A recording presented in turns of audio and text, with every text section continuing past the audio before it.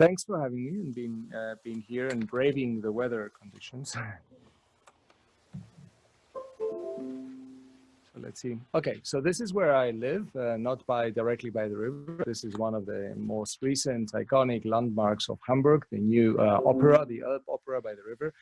And in this picture, I'm actually more interested in the messages that people post alongside this photo and in the variation in the various ways in which punctuation signs are deployed. So in the first one, you see no punctuation, no periods at the end, and here you see one exclamation mark, and in the other one that says, well, that's not a very nice building. This one says, and then you have 3 exclamation marks. So 1 and 3 and no punctuation sign, no period. And it is this variation that I'm interested in and that I dub digital punctuation. So the starting point is this fairly general, broad working definition of digital punctuation as the ways people use punctuation signs. So I'm not interested in the punctuation system, but rather in punctuation practices in digital communication, and especially in those segments of digital communication that are interactive in nature. So I don't look at how people type in texts in their computers, but how people communicate with each other on smartphones, tablets, and laptops and desktops, increasingly on smartphones. And so I'm interested in punctuation as part of messages that form part of interactional sequences. This will become very important in the discussion below. Punctuation is part of utterances and not forcibly of sentences, utterances that respond to other utterances or expect other utterances. So punctuation is part of a conversational flow. So the remarkable thing is that in the last couple of years, there has been increasing attention to exactly this aspect of punctuation, digital punctuation, as something that goes on in interaction. You might know this research carried out in the US at another university, where these researchers gave people text messages with and without a final period and asked them to guess, to say something about the periods, how to put it away, yeah? The period's meaning. So what does it mean was a research question when a period is used as opposed to when it's not used. And the student informants came up with the idea that the period indexes insincerity. So when people use a period, then this can be read as being insincere, as not being truthful. Another instance of this recent interest, let's see why it doesn't work. Yes, it's David Crystal. If you come from linguistics, you probably know David Crystal, world famous British linguist, who was quoted 2 years ago in New York Times, saying that, quotes, "The period is being deployed as a weapon to show irony, syntactic snark, insincerity, even aggression. And it's even," Crystal says, "has become an emoticon of sorts," unquote. And then he added on, quote, "In the 90s, the internet created an ethos of linguistic free love where breaking the rules was encouraged, and punctuation was one of the ways this could be done." So the idea you get here is the old view of deviation. So there are norms of punctuation, now there's deviation, and the punctuation gains all new meanings, but its actual use as a syntactic sign, as I will say later on, is going out of style, as he says. Here's another one to pick up on your interests. This is, I've heard Jimmy Kimmel is famous in your country, so this is something I found on YouTube, and he talks about again, the full stop. I'm talking about tonight's show to share something I figured out over the break. You know, we all experience and engage in passive-aggressive behavior. But thanks to the way we use technology now, there's a new way to be passive-aggressive that's not as easy to understand. It's the passive-aggressive text message. Now, if you don't know what I mean by that, here's an example. You ask a simple question like this: "Can I bring Dave to dinner tonight?" And the person to whom you're texting replies, "Sure," with an exclamation point at the end. Now, if you got this text, you could reasonably assume that the person on the other end is happy about Dave coming to dinner, maybe even excited about it. But what about this? You ask, "Can I bring Dave to dinner tonight?" And your husband or wife or girlfriend says, "Sure," with a period. Almost an identical text, but the subtext of the text, not that period, instead of the exclamation point means either "I thought we were going out just the two of us," or "I don't care if Dave comes," or maybe "I don't like Dave." Okay, and it goes on and on. So the idea and the humorous thing here is that you have something that's very small, a very small sign, and that the explanations he proposes are so elaborate. He has to do much talking to indicate what people might read off the little period. So this my research interest is situated in this era and where people or the society in general gains attention on punctuation as used in digital messaging, and where importantly the public sentiment and the discourse is not just about right or wrong or using punctuation in a correct way or in a non-correct way. It becomes much more geared towards the pragmatics, as I will say, and the meanings of punctuation signs. And this is where I want to know what I want to know more about. And I have some German data just to, again, to familiarize you with the data we're studying. Here's one from unpublished PhD data by my associate Florian Busch that he collects in Hamburg among teenagers.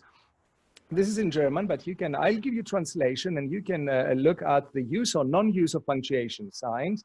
This one goes, hi, how are you? I'm fine, what about you? I'm also okay. What are you doing? Nothing. You? Chill and go sleep, have fun. And Monday we have school again. I know. Shall I tell you a story? Yes, go on.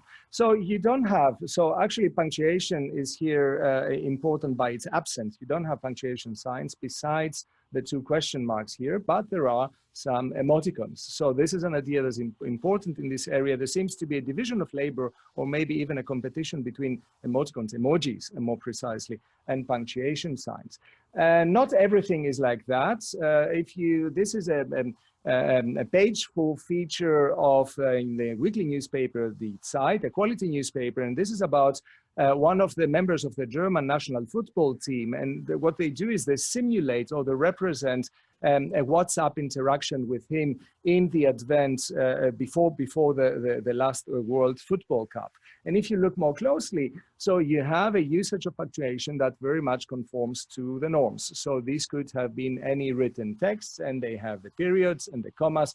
And you even have here in one of the WhatsApp by the football player, you have the clause, and then you have a period, and then you have an emoji, which in actual practice is actually very, very rare. That doesn't happen often.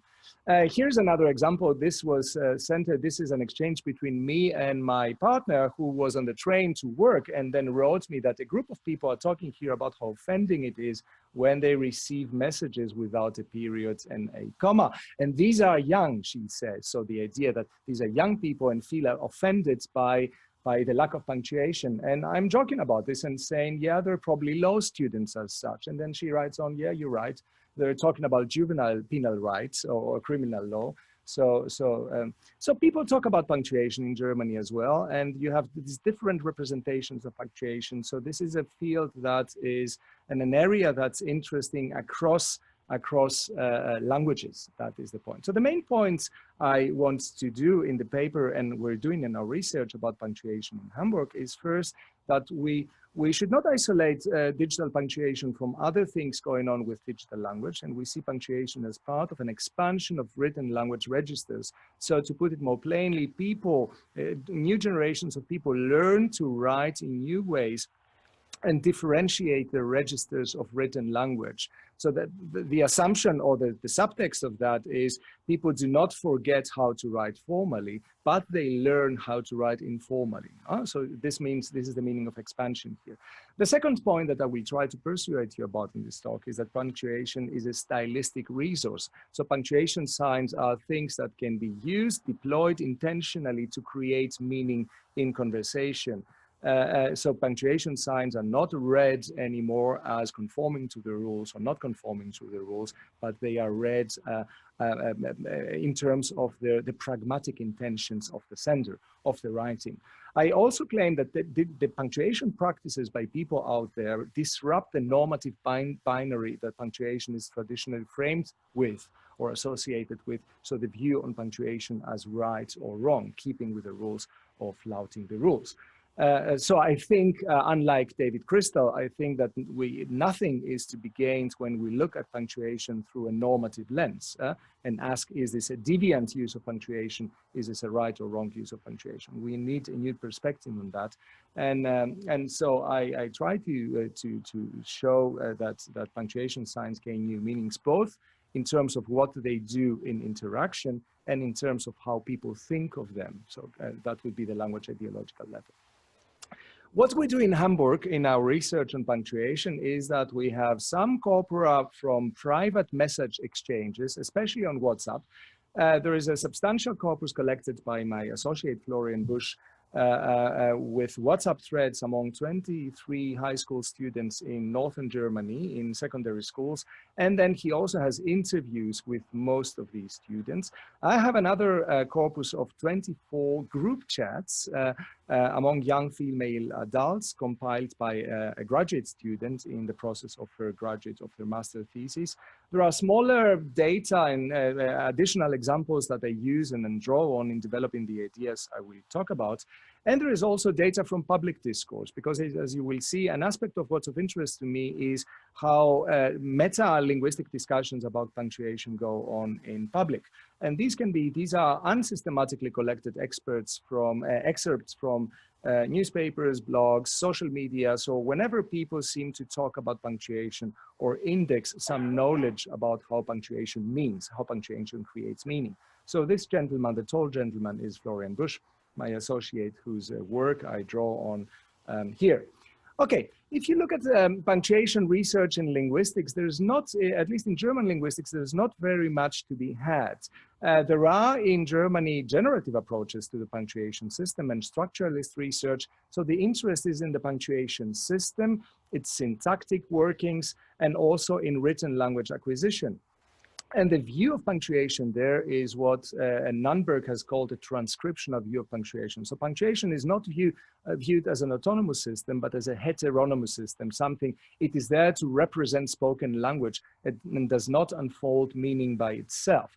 And there are more autonomous views of punctuation, however, to be had, and I will draw on one of these just as I will explain in a minute. And this research is much more focused on system and competence rather than on practice and performance. So one of the questions you find in the literature is, how do students, school students and pupils, how do they learn how to punctuate?